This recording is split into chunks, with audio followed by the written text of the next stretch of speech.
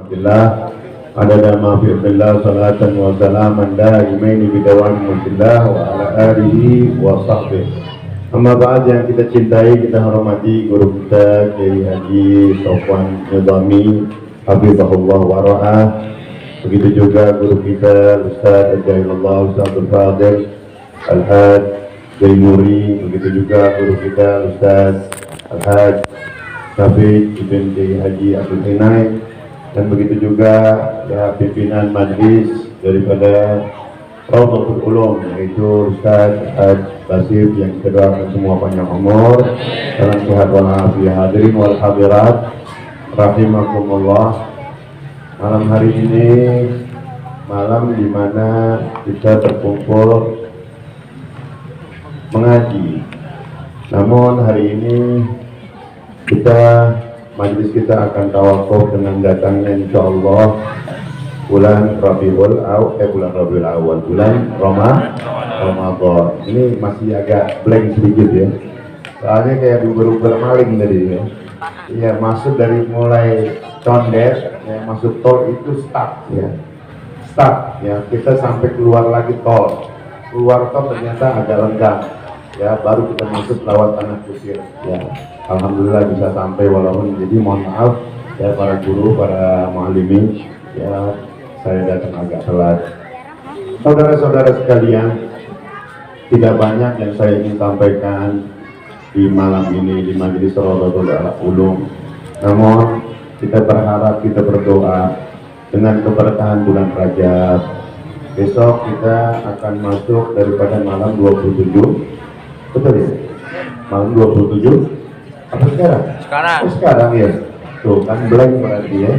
Masya Allah. Ya. Kemudian ya di malam 27 Rajab ini luar biasa ya.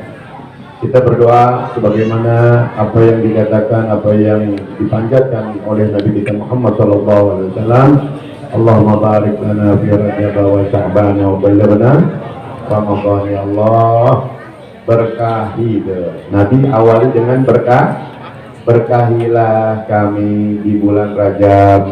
Kemudian Nabi minta barokah lagi ya, berkahi juga kami di bulan Sya'ban. Dan sampaikan kami, panjangkan umur kami sampai kepada bulan suci Ramadan. Saudara, ini barokah ini nggak main-main. Nggak main-main ya, karena itu Nabi panjatkan.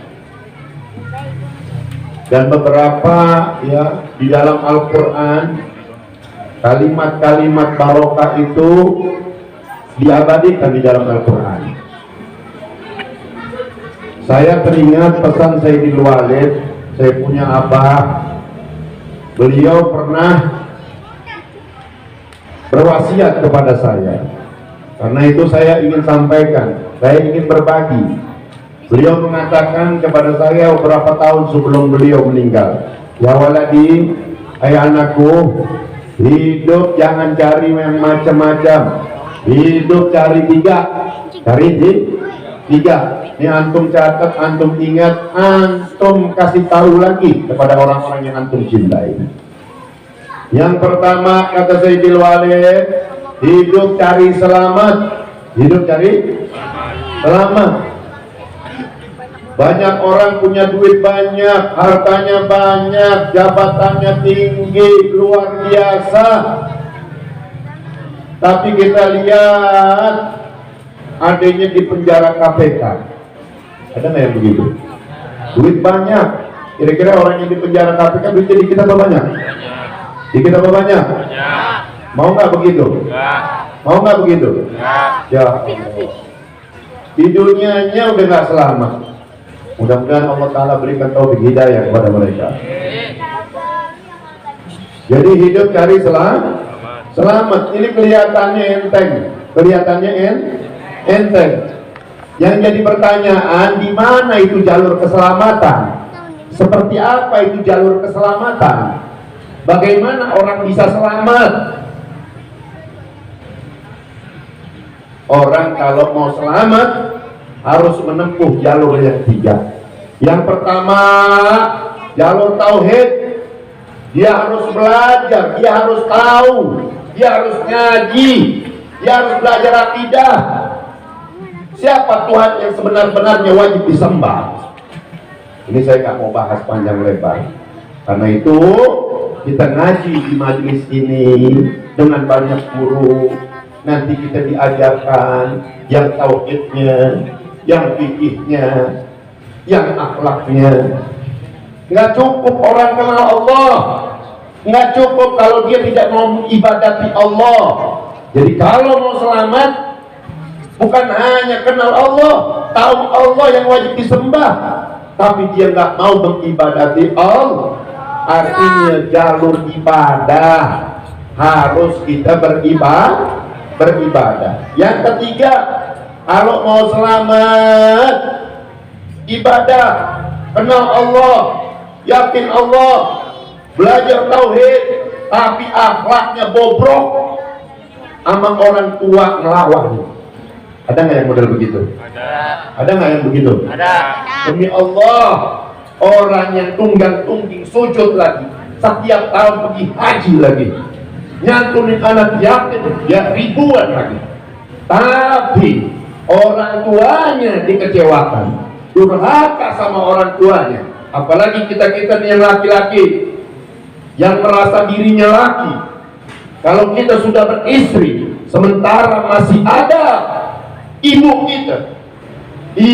kita ini di nomor sekian kan, asal dapat rezeki bini dulu, semuanya buat bini, nggak ada yang namanya buat emak, nggak ada yang namanya buat ibu. Bahkan lebih ridho ya bermusuhan kepada ibu kandungnya ketimbang dengan istrinya. Ada nggak yang model begitu? Ada. Lebih sayang kepada istri daripada kepada ibu. Ini namanya laki-laki yang bahlul. Jelasnya? Hati-hati laki-laki. Dan kita sebagai istri bantu suami kita agar bisa mendapatkan surganya, yaitu dengan bakti kepada sang ibu. Betul? Daripada diem aja loh. Betul nggak? Hati-hati. Ada sahabat Nabi sholat tiap hari di belakang Nabi, jamaah sama Nabi, ngaji sama Rasulullah, berperang ikut sama Rasulullah. Tapi saat dia mau meninggal dunia, dia nggak bisa menyebut la ilaha illallah. Apa masalahnya? Masalahnya ibunya nggak ridho. Masalahnya ibunya nggak. Jadi ya, yang masih punya ibu, ya dia keramat kita. Yang masih punya kedua orang tua, Nabi katakan huma jannatu wa nar. Dia bisa jadi nerakamu, ibu bapakmu bisa jadi nerakamu dan surgamu. Karena itu apa? Jangan suka ngandelin ilmu, jangan suka ngandelin titel. Berapa banyak orang yang nggak punya titel, berapa banyak orang yang nggak bisa nulis, hidupnya diurut sama duit. Murid Walid ada namanya almarhum Haji Mukri. Siapa namanya? Almarhum Haji Mukri. Dia nggak sekolah. Tanda tangannya cap jempol. Tanda tangannya cap jempol. Tapi dia ngurusin emaknya. Emaknya udah sakit-sakitan, makan disuapin, minum dituangin, dikasihin, disuapin, dilayanin, mandi dimandiin, mau buang air dicebokin, dirawat sampai meninggal dunia. Allah Ta'ala kasih ini buat anak ini almarhum Haji Mukri. Allah Ta'ala dia jadikan dia orang yang sukses, punya pabrik besar, pabrik tahu, pabrik yang lain, sampai duitnya itu nggak hitung, bahkan bininya 4. Amin. Coba gue goblok lo, gue sangit lo. Amin. Masya Allah, mudah-mudahan kita semuanya jadi anak yang bakti kepada kedua orang tua. Punya orang tua, Allah Ta'ala panjangkan umur kita, umurnya, ya, kesehatan badannya, bisa berbakti kepada kedua orang tua kita. Amin ya Rabbal. Kita selamat. Saya teringat satu. Pada saat hidup Habib Soleh Tanggul, Habib Soleh itu gurunya Sayyidil Walid. Habib Soleh bin Mohsin Al-Ami Tanggul, beliau yang kasih nama saya. Mudah-mudahan kita bisa hadir hall Habib Soleh Tanggul. Amin. Kalian saya mau ngajak ya, bagi jamaah Rodotul Ulum yang mau ikut hall Habib Soleh Tanggul plus ziarah Wali Songo, boleh ikut majelis taklim An-Nur Al-Kasyaf. Ya, 5 hari naik bus, ya, naik bus 5 hari full AC, ya, plus penginapan di hotel bintang 7. Amin. Hotel bintang? Emang ada bintang 7? Nggak ada. Ada buyer. Berapa biayanya? Cuma 1.100.000. 1.100.000. Alhamdulillah. Dia dapat makan nggak? Dapat. Iya, khayalan. Dapat cuma sarapan ya. Masya Allah. Mudah-mudahan kita bisa ikut Ustaz Zainur ini langganan nih, alhamdulillah. Ya, Masya Allah. Jangan kalah Ustaz Zainur di guru kita, betul nggak? Ya, tenang aja. Tapi ngomong aja ya, sama Big Boss Presiden Rodotul Ulum. Amin. Dia mau ikut dia ngomong doang. Ya. Masya Allah. Saudara, ya saya mau cerita sedikit. Dulu pada saat Habib Soleh Tanggul, beliau datang. Habib Soleh Tanggul ini seorang wali yang mujab dakwah, yang doanya itu nggak ditolak sama Allah. Doanya itu kontan-kontanan. Beliau yang mengatakan bahwasanya doaku lebih cepat mendahului kilat yang menyambar. Doai yasbiqul bar. Doaku ya lebih cepat daripada kilat. Masya Allah. Ada yang tanya, Habib, kan Habib Solehnya udah meninggal, apa masih mustajab? Saudara, ya makanya kita ngaji. Orang yang udah meninggal itu lebih mudah mendoakan kita. Amin. Bahkan apa? Beliau punya rumah. Beliau itu di zamannya itu ya udah teken kontrak sama Nabi Khidir. Udah teken istilahnya teken kontrak. Kenapa? Nabi Khidir ini berjanji kepada Habib Soleh Tanggul agar beliau setiap hari ziarahin Habib Soleh Tanggul. Nabi Khidir tiap hari datang ke rumahnya Habib Soleh Tanggul. Masya Allah. Bagaimana dengan Rasulullah? Rasulullah juga sering mendatangi Habib Soleh Tanggul. Ya, baik rumahnya yang di Lumajang, sampai-sampai beliau ini mendapatkan kecintaan dari sang guru, yaitu Habib Abu Bakar bin Muhammad As-Segaf. Habib Abu Bakar itu sering datangin. Bahkan sumurnya yang sumur kerekan itu di Lumajang, ya. Makanya jamaah saya paling demen dia ke sono, apalagi yang jomblo. Yang jomblo, dia mandi deh, ya. Dia mandi niatnya supaya dapat jodoh. Benar pada laku semuanya.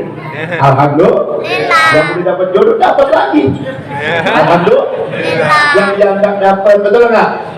Masya Allah. Mudah-mudahan kita bisa ke sono. Amin ya Rabbal alamin. Habib Soleh Tanggul itu kalau ada orang minta doa, beliau tulis di secari kertas, kemudian ditulis selamat, salamah, kemudian diprobek, dipulung-pulung seperti kertas arisan. Tahu nggak kertas arisan? Ya dipulung-pulung, kasih satu orang, kasih satu orang, kasih satu orang. Nah, saat Habib Soleh Tanggul datang ke Mekah, hidup pada zamannya itu ayah daripada Profesor Dr. Al-Muhaddits Al-Musnid Al-Habib Muhammad bin Ali bin Abbas Al-Maliki, pengarang kitab Qasaisul Ummah Muhammadiyah, pengarang kitab Wa Huwa Fil Ufuqil A'la, pengarang kitab Mafahim Yajib An Tusahha, pengarang kitab Muhammad sallallahu alaihi wasallam Al-Lisanul Kamil, pengarang syarah Aqidatul Awam, Jala'ul Afham, bicara Aqidatul Awam, dan lain-lain banyak kitab-kitabnya Abu Yazid Muhammad Maliki. Kemudian saat itu buat Habib Soleh itu senang ya kalau apa namanya lagi kumpul-kumpul itu baca qasidah pakai pakai gitar gambus, Jadi pada ada mentil-mentilnya tuh gitar gambus sambil baca qasidah. Biasa habaib ya seperti itu, ulama-ulama ya Hadramut itu modalnya seperti itu, teman baca qasidah. Lalu apa? Datang pada saat itu, pada acara itu datang Said Alwi bin Abbas Al-Maliki, ayah daripada Profesor Dr. Al-Muhaddits Al-Musnid Al-Habib Muhammad bin Alwi bin Abbas Al-Maliki. Ini beliau mufti Mekah. Saat Habib Alwi datang, Said Alwi datang, semua yang datang itu diam, ketakutan. Ya, mereka katakan Said Alwijah. Bahkan yang main gitar gambus pun berhenti, yang baca qasidah berhenti dari saking haibahnya, dari saking disegeninnya ya Habib Alwi atau Said Alwi tersebut. Sehingga Habib Soleh Tanggul itu bertanya-tanya, ini kok kenapa nih pada diam, ya pada bangun, ya. Siapa yang datang? Said Alwi datang. Lalu Habib Soleh begitu ketemu Habib Alwi atau Said Alwi, beliau langsung bertanya, ya Alwi, anta tajibatu arrehni wala batu hazinni. Ente datang ini mau bikin gembira anak atau mau bikin senang anak? Ada Habib Alwi, Said Alwi, lah ya Habib, jid anak jid Pak Upar lihat, anak datang bakal senengin antum. Ya udah, kalau begitu terusin ini. Terusin yang main gitar gambus, terus yang baca qasidah ini muncit baca terus sampai selesai. Pada saat selesai, orang-orang banyak minta doa kepada Habib Soleh Tanggul, termasuk Said Alwi ini mufti Mekah. Dikasih sama Habib Soleh itu sama, secari kertas digulung-gulung. Begitu diberikan kepada Said Alwi buka. Dibuka, kira-kira kalau kita dikasih gitu langsung dibuka depan orangnya, ya, saking pengen tahu, ya, kira-kira sopan nggak? Kayaknya kurang sopan, ya, udah dikasih sama orang soleh, ulama, ya, wali, udah kita kantongin, tapi Said Alwi nggak dibuka langsung. Begitu dibuka dia lihat tulisannya cuma selamat. Kalau bahasa kita setengah protes. Said Alwi ini setengah protes, langsung bertanya kepada Habib Soleh, ya Habib Soleh, cuman ini doang doanya, selamat. Kata Habib Soleh, ya selamat, ya iman ente, selamat badan ente, selamat Islam ente, selamat keluarga ente, selamat ya majlis ente, selamat, semua dijabarin oleh Habib Soleh, enggak putus-putus. Begitu udah lama baru Habib Soleh mengatakan, nama tapi ya Alwi, apa enggak cukup? Hai Alwi itu selamat? Cukup Habib, cukup. Kalau kita sudah mendapatkan keselamatan dunia dan akhirat, cukup. Tapi masih ada kata Walid, ya. Satu lagi, ya, yang kedua, hidup cari barokah. Apa itu barokah? Barokah ini menurut ulama ahya al-khairu syamil, dia adalah kebaikan yang lengkap, yang kamil, yang paripurna. Biar punya bini satu, yang penting cantik, solehah, apa lagi? Tajir, waduh, apa lagi? Hah? Ini kayaknya nggak mau melulu, cuma udah begini. Masya Allah, amin ya rabbal alamin. Ya itu sempurna banget ya. Dapat suami yang ganteng, yang hidungnya mancung kayak aneh. Kok ada amin sih lu? Masya Allah ya. Yang kalau asal dapat duit ini diambrukin sama bininya, tau nggak? Diaurin, mau nggak bu yang begitu? Mau nggak? Kenapa nggak dari dulu? Selalu ala Nabi. Wah, sekali. Jadi hidup cari barokah. Keberkahan ada di mana? Keberkahan ada mencintai dengan mencintai ulama, ngaji sama ulama. Ya jangan ngambekin ulama, jangan ngambekin guru, yang rugi kita. Karena guru-guru kita nanti yang bakal kasih kita syafaat. Yauma nad'u kulla unasin bi imamihim. Nanti kita bakal dipanggil dengan imam-imam kita, dengan guru-guru kita, dengan ulama-ulama ulama kita. Rugi kita kalau ngambekin guru, betul nggak? Mau kemana? Harta sampai di sorga, ya kita nih kalau masuk sorga, sampai orang sorga itu bingung. yang mau minta apa semuanya serba ada. Nanya sama guru, nanya sama guru, nanya sama ulama. Kita nggak tahu. Masya Allah. Kemudian apa lagi? Jadi hidup cari barokah. Barokah ya ada pada kita duduk di majlis ilmu. Barokah ada dengan membaca Al-Qur'an. Barokah ada dengan kita bakti dan taat kepada kedua orang tua. Banyak keberkahan. Habib Ali bin Husain kasih tahu. Habib Ali bin Husain Al-Attas sahib Tajul A'ras, beliau mengatakan iltamisul barakah bintawil barakah, carilah keberkahan, kejarlah keberkahan, berlomba-lombalah mencari keberkahan. Di mana? Di orang-orang yang penuh keberkahan, ya di tempat-tempat yang penuh keberkahan. Tempatnya wali itu tempat keberkahan. Ini tempat diinjak berkali-kali oleh Sayyidil Walid, saya punya abah. Ya, ini tempat penuh dengan keberkahan. Makanya barokah dia tuh. Ya walaupun olim cuman ya. Ya maaf ya. Anda bukan ngomong sama Presiden Rodotul Ulum, enggak. Anda ngomong sama ente, betul nggak? Hebat banget sih kan dia. Betul nggak? Mudah-mudahan ya sebelum pembukaan udah nyampe ke depan. Amin. Duitnya dari mana? Dari hamba-hamba Allah. Ya. Kemudian yang ketiga, hidup hindari dosa. Coba saya mau tanya, ya tiga wasiat itu, ya yang pertama apa?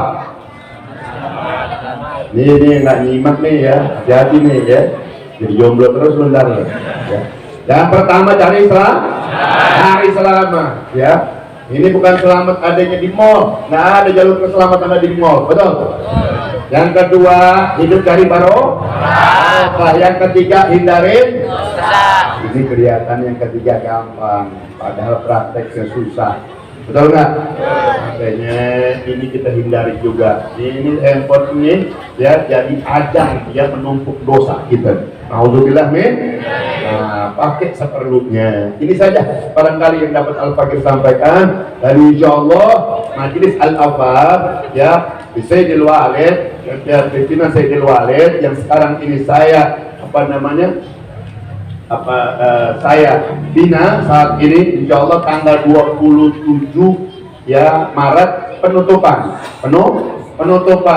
ya. Kemudian Misbu insyaallah tanggal 28 Maret hari Minggu ya. Kiblat kita itu kepada Pekalongan ya, Habib Ahmad bin Ali ya, Pekalongan ya. Mudah-mudahan kita semua dipanjangkan umur kita, disehatkan badan kita, diluaskan rezeki kita, diberkahi kehidupan kita, hidayah wal ma'nawiyah, jadi khairul bariyah. Assalamualaikum warahmatullahi wabarakatuh.